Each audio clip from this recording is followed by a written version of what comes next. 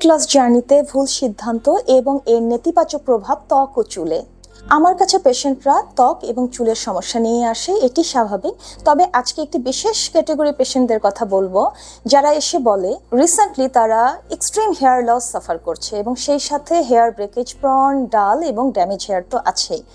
এরপরে যখন স্কিনের প্রসঙ্গে আসি, বলে যে এজিং প্রসেসটা হঠাৎ যেন খুব ফাস্ট হয়েছে, অর্থাৎ রিঙ্কেলগুলো খুব তাড়াতাড়ি দেখা দিচ্ছে এবং স্কিনের স্যাগিনেস দেখা দিচ্ছে এবং ওভারঅল আমাদের বডির যে স্কিন সেটি টাইটনেসটাও কমে যাচ্ছে। তাদের সাথে কথা বলে জানা যায় তারা ওজন কমানোর যে জার্নিতে আছেন বা ছিলেন সেখানে কিছু তারা ভুল সিদ্ধান্ত নিয়েছিলেন এবং এর ফলে তাদের এই সমস্যাগুলো দেখা দিয়েছে।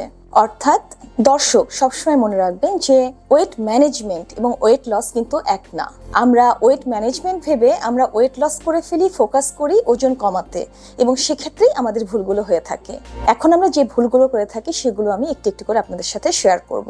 প্রথমত, রেস্ট্রিক্টেড ক্যালোরি ইনটেক এবং ক্র্যাশ ডায়েট। ওজন কমাতে গিয়ে তারা এত কম পরিমাণ খাদ্য গ্রহণ করে, এর ফলে শরীর বঞ্চিত হয় পুষ্টি থেকে। দ্বিতীয়ত, পোর্শন কন্ট্রোল। পোর্শন কন্ট্রোলে তারা ভুল করে, তারা ভাবে যে একটু কম খেলেই আমাদের শরীরের জন্য ভালো, কিন্তু কিছু কিছু খাবার আছে যেগুলো অল্প পরিমাণে বেশি ক্যালোরি ইনটেক করে এবং কিছু কিছু খাবার আছে অনেক বেশি পরিমাণ খেলেও আমরা অতটা ক্যালোরি আমাদের শরীরে প্রবেশ করে না। সেক্ষেত্রে যেমন আমি একটা উদাহরণ দিই, আমরা যদি লাউ এটিকে যদি আমরা সিদ্ধ করে খাই বা হালকাভাবে রান্না করি, তাহলে আমরা যে পরিমাণ ক্যালোরি আমরা গ্রহণ করব, এর থেকে আমরা যদি অনেক বেশি তেল দিয়ে রান্না করি সেক্ষেত্রে কিন্তু ক্যালোরির পরিমাণ বেড়ে যায়।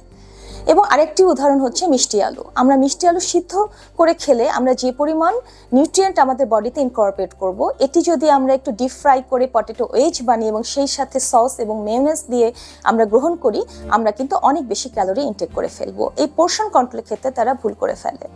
তৃতীয় ভুল, সেটি হচ্ছে তারা ভাবে যে মিল স্কিপ করলেই তারা ওজনকে নিয়ন্ত্রণ করতে পারবে। এটি অনেকটা ক্র্যাশ ডায়েটের মতোই। যেমন অনেকে ব্রেকফাস্ট স্কিপ করে, অনেকে লাঞ্চ, আবার অনেকে ডিনার, আবার অনেকে কিন্তু দিনের দুটো মিলই স্কিপ করে ফেলে।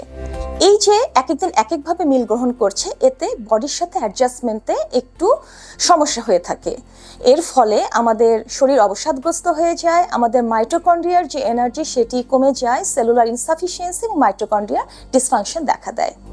চতুর্থ ভুল, আমি ইচ্ছামতো খাদ্য গ্রহণ করব, পোর্শন কন্ট্রোল করব না, কিন্তু সেই সাথে এক্সারসাইজের মাধ্যমে এটিকে কমব্যাট করে ফেলবো।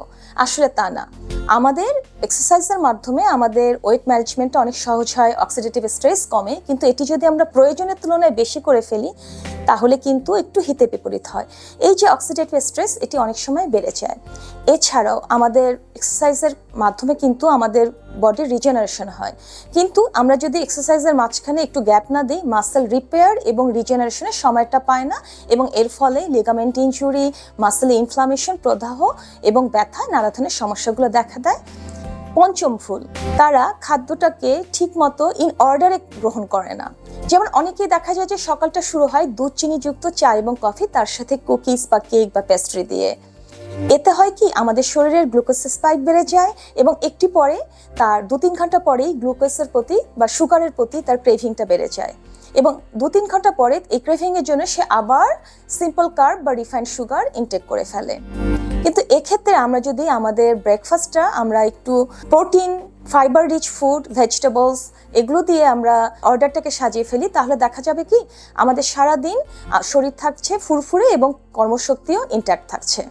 ষষ্ঠ ভুল, এক্ষেত্রে আমরা বিভিন্ন ধরনের ডায়েট ফলো করে থাকি, যেমন ফ্যাট ডায়েট গুলোর মধ্যে আছে single meal diet, egg diet, protein diet, keto diet. এগুলো আমরা এক্সপার্টের সাথে কনসাল্ট না করে নিজেদের মতো করে আমাদের মিল প্ল্যান সাজিয়ে আমরা খুব তাড়াতাড়ি ওয়েট লস জার্নিটাকে অ্যাচিভ করতে চাই। এক্ষেত্রে আমাদের শরীরের মিথাইলেশন, গ্লাইকেশন এই পদ্ধতিগুলো তো ঘটতেই থাকে।